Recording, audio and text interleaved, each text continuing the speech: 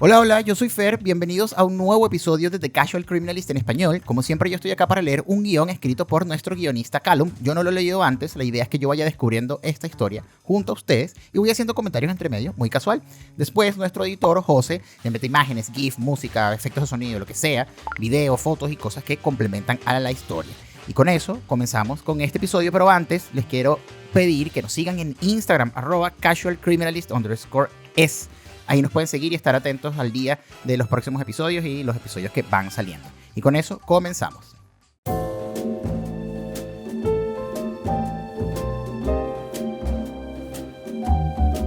¿Alguna vez te has sentido observado? Bueno, esa es una pregunta medio estúpida hoy en día. En este mismo momento, la mayoría de ustedes tiene cerca al menos 2 o 3 dispositivos con micrófono e incluso lo más probable es que muchos de ustedes tengan una cámara web apuntando directamente a sus caras. Les doy un momento para que saluden a la cámara al simpático agente de la NSA o de la CIA o del FBI o de cualquiera que sea que nos espían. Los chinos también todos. Los rusos, todos lados nos espían. Sí, a estas alturas es como un secreto a voces que las agencias gubernamentales y las corporaciones gigantes tienen el poder de recopilar datos desde el interior de nuestras propias casas. Lo mejor que puedes hacer es no pensar mucho en eso, realmente, si no de verdad nos podemos volver locos. Pero, ¿y si no pudieras deshacerte de esa sensación? ¿Qué pasaría si comienzas a darte cuenta que los que están detrás de esa invasión digital de tu hogar no solo buscan registrar tus hábitos de masturbación y tus compras, sino que además están amenazando a tu familia? Esa fue la pesadilla que vivió un hombre en 2018.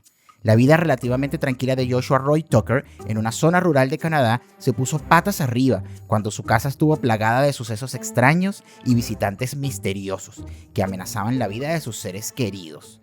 No, qué miedo, ya me dio demasiada paranoia. Chao, yo no voy a grabar esto. ¡Esta cosa es real, hijo! Los Tuckers.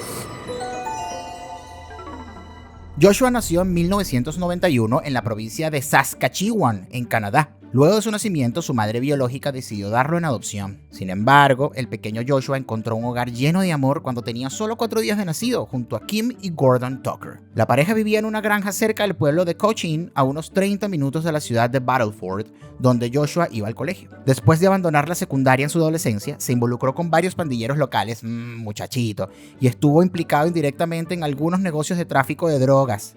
Su padre adoptivo tuvo que ir hasta la comisaría para recogerlo en más de una ocasión. Ya todo comenzó mal. Aún así, los dos eran muy unidos. De hecho, Joshua tuvo muy buena relación con sus padres durante su adolescencia y su adultez. Y con el tiempo, Kim y Gordon pasaron de ser buenos padres a buenos abuelos, luego de que Joshua tuviera un hijo. Incluso se hicieron cargo de la custodia del niño cuando él y su expareja no podían mantenerlo, porque claramente esto seguro fue un embarazo precoz. Vamos a ver. ¡Qué asco! ¡Qué puerco! Es probable que el nacimiento de su hijo haya inspirado a Joshua a mejorar sus hábitos. Dejó las drogas cuando tenía 27 años y cortó el contacto con sus antiguos amigos pandilleros. Dicen en muchos casos que sí, que efectivamente cuando eres un desastre y tienes un hijo, como que se te despierta un sentido también de protección y de que, bueno, pasas a ser responsable de otra vida. Y hay mucha gente enloquecida, drogadicta, loca, que termina o muy mal, y sus hijos terminan muy mal, o las cosas cambian. Y eso dicen que realmente hay mucha gente que cambia cuando tienen hijos, pues. Uno pensaría que las cosas mejorarían en su vida a partir de ahí, pero de hecho ese fue el momento en el que la vida de Joshua alcanzó unos niveles de rareza dignos de una película de David Fincher. Uy, ¿qué pasó aquí? Tengo demasiada curiosidad, porque aparte que ya me dio toda la paranoia de que nos están viendo, que nos están escuchando, toda la cosa, porque yo siempre pienso en eso, debo decir. No piensen tanto en eso como decía aquí el guión, pero sí debo decir que siempre estoy así como que, sí, igual estoy claro, pero no me detengo. Igual tapen la camarita cuando vayan a hacer cositas, ustedes saben. Sí, claro, seré más cuidadoso. Todo comenzó con miedo a las represalias de sus viejos amigos, cuyos negocios Joshua conocía bastante bien. Luego comenzó a escuchar ruidos extraños en su ático y después recibió la intimidación de una amenaza invisible. En el transcurso de varias semanas, el peligro se fue revelando poco a poco, hasta que la peor pesadilla de Joshua se hizo realidad. Su hijo había sido secuestrado. ¡Qué miedo! ¡No! Cuando Joshua fue a pedirle ayuda a su padre, se encontró con algo perturbador. El hombre que estaba en la sala de estar no era su padre. Era un intruso sentado en su silla. Joshua corrió hasta su auto, agarró su rifle y apuntó al impostor. ¿Dónde está mi hijo? No, ya. Ya me dio demasiado miedo esta historia. ¿Qué es esta locura? Sucesos extraños en la granja Tucker. Y me gusta que este episodio es así como de miedo, como de misterio. Vamos a ver. Todo comenzó a principios de la primavera de ese año en la casa de Joshua en la granja Tucker. Sus padres vivían en otra casa en la misma propiedad, lo que significa que tenía toda la casa para él solo. O eso pensaba. En abril, Joshua comenzó a escuchar sonidos extraños desde el ático, pasos y voces. Ok, esto puede ser un caso de esa gente a la que se le meten en su casa y viven como metidos en huecos por ahí. Y ahí viven personas escondidas como ocupas, pero eso, escondidos, sin que nadie se dé cuenta. Cualquiera con 2 dedos de frente está claro de lo aterrador y posiblemente letal que puede ser un invasor en tu casa. Eso, un invasor, eso era lo que quería decir. Y Joshua tenía una razón adicional para preocuparse. Podía jurar que había visto a miembros de las bandas de narcotraficantes siguiéndolo cuando estaba en la ciudad. Había una gran posibilidad de que hubieran invadido su casa para matarlo mientras dormía. Para el momento en que Joshua se armó de valor para enfrentarse a sus invitados no deseados, estos ya habían desaparecido. Supuso que se habían escapado a través de un entrepiso y comenzó a buscar frenéticamente en la vieja casa una entrada secreta, pero no tuvo éxito. Los invasores regresaron de vez en cuando durante abril y mayo. La madre de Joshua llamó a la policía para que investigara el ático, pero no pudieron encontrar ningún punto claro de entrada, por lo que se negaron a seguir investigando.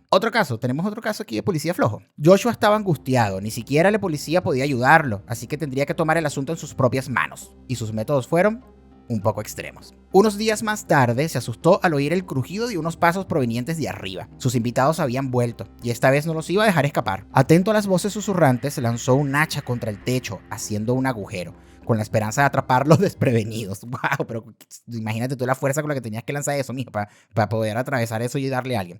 Pero una vez más, los intrusos se escaparon a su escondite. Ya, de verdad, esta casa tiene como un escondite que este tipo no sabe. Me muero. Joshua, ya bastante desesperado, decidió que esa sería la última vez que lo engañarían y recurrió a disparar al techo directo a la fuente de los sonidos la siguiente vez que escuchó un golpecito desde arriba. Pero cuando subió a comprobar, no encontró nada. Ningún invasor. Y ningún espacio secreto para escaparse. Ninguna señal de nada más que unos cuantos agujeros de bala en las vigas. Pero sí encontró una cosita mientras inspeccionaba el queso suizo que era ahora su techo. Un pequeño aparato eléctrico que, en su opinión, no tenía por qué estar allí. Ahora todo estaba claro como el día en la palma de su mano. Su casa había sido intervenida o pinchada. ¿Acaso la policía pensaba que estaba más involucrado en las actividades delictivas de sus viejos amigos de lo que había dejado entrever? Por supuesto que no estaban interesados en ayudarlo con sus supuestos ocupas. Estaban detrás de todo el asunto. El pequeño micrófono electrónico, ya sea instalado por la policía o por la pandilla, debe haber sido la fuente de los sonidos desde el principio. Joshua destrozó toda la casa tratando de limpiar cada habitación. Y aparecieron más dispositivos de vigilancia en el techo y las paredes. A partir de ahí, las cosas se volvieron aún más extrañas. Jesús. Los impostores. Las teorías de Joshua sobre la identidad de sus misteriosos espías se desarrollaron a lo largo de los días siguientes. Esto no era obra de la policía ni de ningún gángster local. Claro, igual podrían estar conectados, claramente, pero las personas que lo vigilaban probablemente formaban parte de algo mucho más grande. Y creía saber lo que realmente buscaban. Querían la granja. En lugar de seguir arruinando el techo como el tejano de los Simpsons, Joshua decidió que lo mejor era empezar a patrullar los campos durante el día y la noche, con la intención de atrapar a cualquier intruso que pudiera estar deambulando por los campos.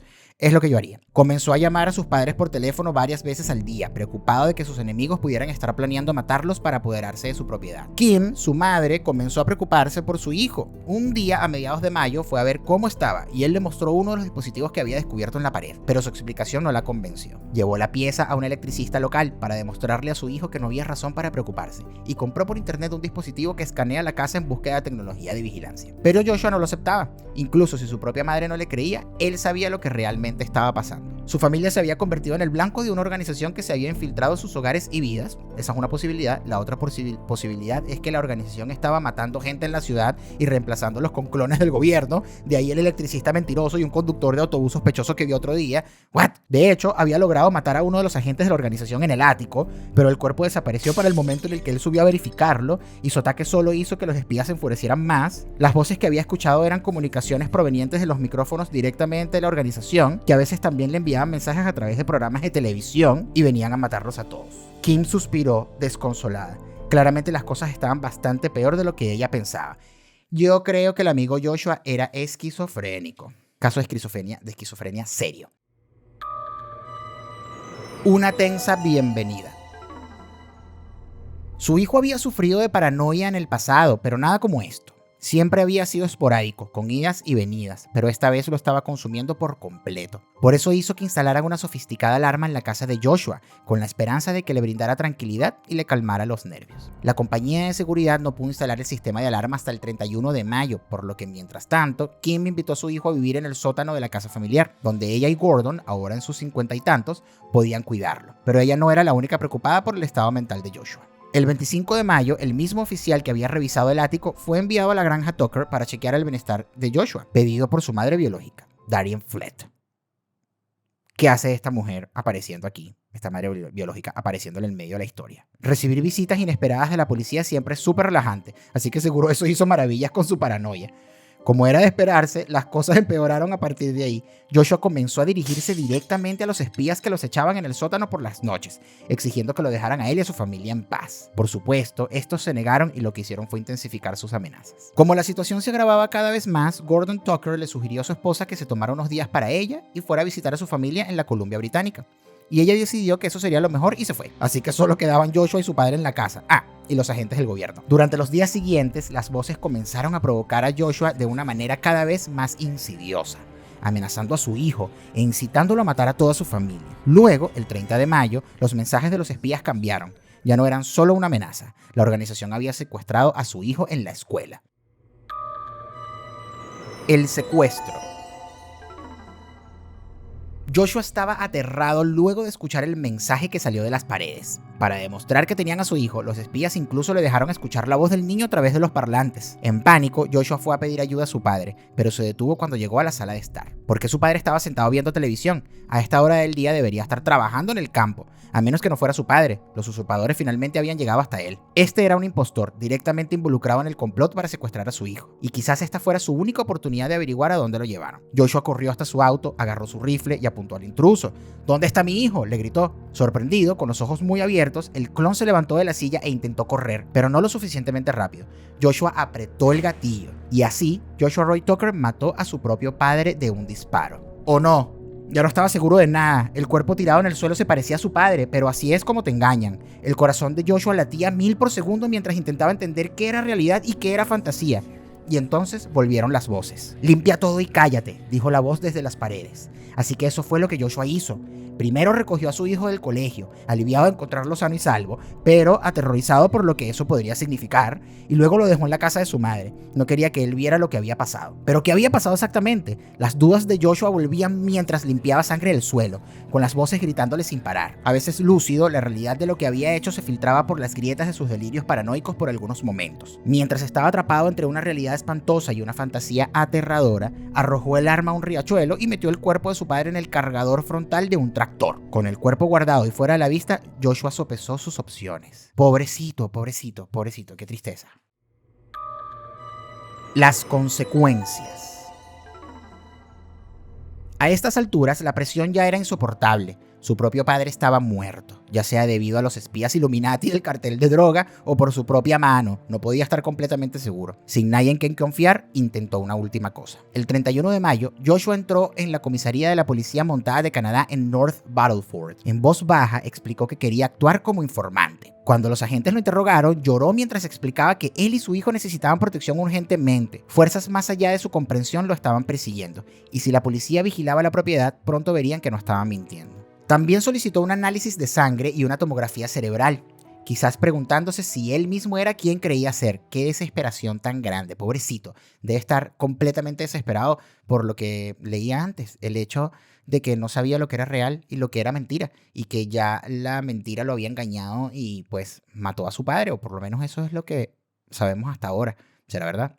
Así que la policía fue a la granja y atraparon a varios de los clones alienígenas en el acto, quienes luego se transformaron en sus monstruosas formas reales y fueron asesinados a tiros por los policías. Y así fue como derrotamos la gran invasión canadiense de los usurpadores de cuerpos en 2018. Yo me imagino que esto es el testimonio de Joshua, y claramente es un testimonio lleno de alucinaciones y esquizofrenia. Vamos a ver. O si prefieres el final real, mucho más deprimente, fue ahí cuando la policía llamó a Kim Tucker, aún en la Columbia Británica, quien les dijo que su esposo no respondía a sus llamadas. Entonces fueron a investigar la granja, encontrando ropa ensangrentada alrededor de la casa y el cuerpo de Gordon Tucker, envuelto en una alfombra en la parte trasera del granero. Mientras tanto, Joshua fue llevado al Centro de Salud Mental de Battleford para un examen psicológico y bueno, no lo aprobó. Un aterrizaje forzoso a la realidad. Durante las semanas siguientes, la policía y la fiscalía lograron pintar una imagen más completa de los hechos. Hablaron con Kim, ahora una viuda de luto, quien explicó que Joshua siempre había sufrido problemas de salud mental desde su adolescencia, y su paranoia se vio agravada por su adicción a la metanfetamina. Se terminó de freír el cerebro con la droga. De hecho, a principios de ese año la policía lo había detenido con una orden de internación por problemas de salud mental en una sesión con su psicólogo el 7 de mayo. Ya, voy a interrumpir un momento acá porque yo creo que los padres necesitan tener una responsabilidad muy grande. Yo me imagino que debe ser súper doloroso ver a tu hijo crecer y sufrir todo este tipo de alucinaciones y todo este tipo de problemas mentales, toda la paranoia y todo este tema, ¿no? Pero yo creo que también si tú sabes que tienes un hijo que tiene estas cosas y además está como metido en las drogas y todo eso, claramente yo hablo desde la inexperiencia, pero yo siento que lo idóneo es que reaccionen y ayuden a su hijo y para que no termine en casos como esto, en cosas como tragedias como esta. Yo me imagino que esto va a seguir así muchísimo más trágico. Vamos a ver qué dicen por aquí. En una sesión con su psicólogo el 7 de mayo, Joshua le contó sobre las voces fantasmas en el ático. Fue justo antes de que recayera en su adicción a las drogas, que al parecer tuvo un efecto dominó en su salud mental durante las siguientes semanas. También le admitió al psicólogo sus temores sobre las represalias de sus viejos amigos de la pandilla.